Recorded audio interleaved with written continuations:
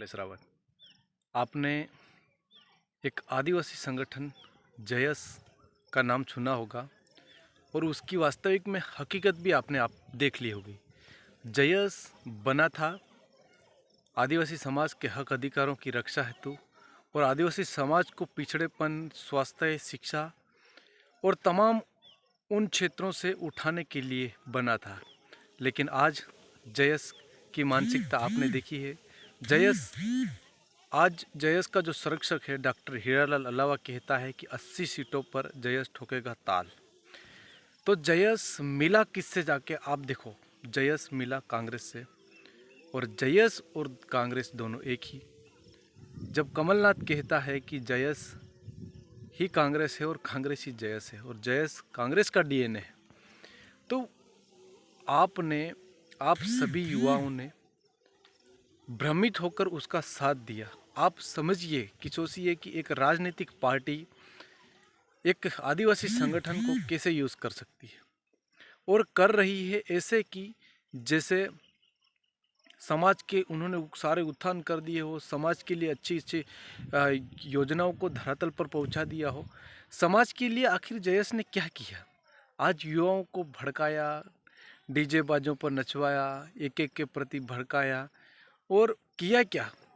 Doctor आनंद राय और हीरालाल अलावा जैसों ने मिलकर आदिवासी समाज की तमाम उन कुरीतियों को, जो कुरीतियाँ और जो परंपरा, जो रीति रिवाज थे, उसको बचाने के लिए जो संगठन बनाया था, लेकिन वो संगठन बचा नहीं रहा है। वो विपरीत में जाकर एक राजनीतिक संगठन बन गया है, एक राजनीतिक पार्टी के तौर पे बन गया है और वही विधानसभा में अभी चुनाव की रणनीति बना रहा है और चुनाव लड़ेगा।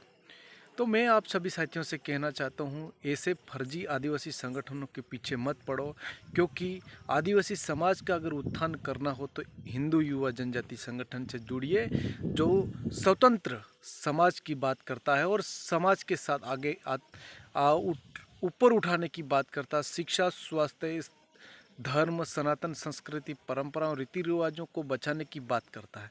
इसलिए आप HYJS से जुड़ो, ना कि जयस से।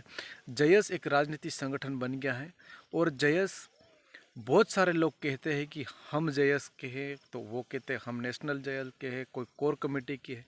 तो मैं उन सभी से कहना चाहता हूँ कि ये दोनों एक ही है, सभी एक ही थाली के छट्टे बटे हैं और एक ही राजनीतिक पार्टी के लोग हैं। तो इसलिए मेरा सभी से कहना है कि एक ही कांग्रेस, जो इन्हें सब मिलाकर जो सब इनका जो उपयोग कर रहा है, वो राजनीतिक षड्यंत्र के तौर पर कांग्रेस कर रही है। और कांग्रेस ये चाहती है कि जयस और जो आदिवासी वोट बैंक है जो हमें मिले और वही जयस करीबन जितनी भी सीटें लाए वो सीटें हमें मिले।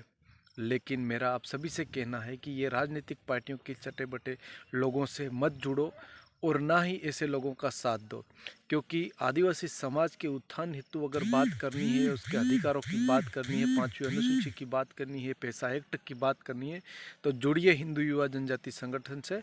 मेरा आप सभी साथियों से निवेदन है कि ऐसे जो राजनीतिक समझों और जो राजनीतिक चमचागिरी करते हुए हमारे समाज का जो उपयोग कर रहे हैं, ऐसे लोगों को लात मारिए और ऐसे लोगों से दूर रहिए जो कहते हैं हम हक अधिकार की लड़ाई लड़ रहे हैं, लेकिन कोई हक अधिकार की लड़ाई नहीं लड़ रहे। उनका सिर्फ मकसद विधायक बनना, विधानसभा की सीटें हासिल करना और समाज का उपयोग करना।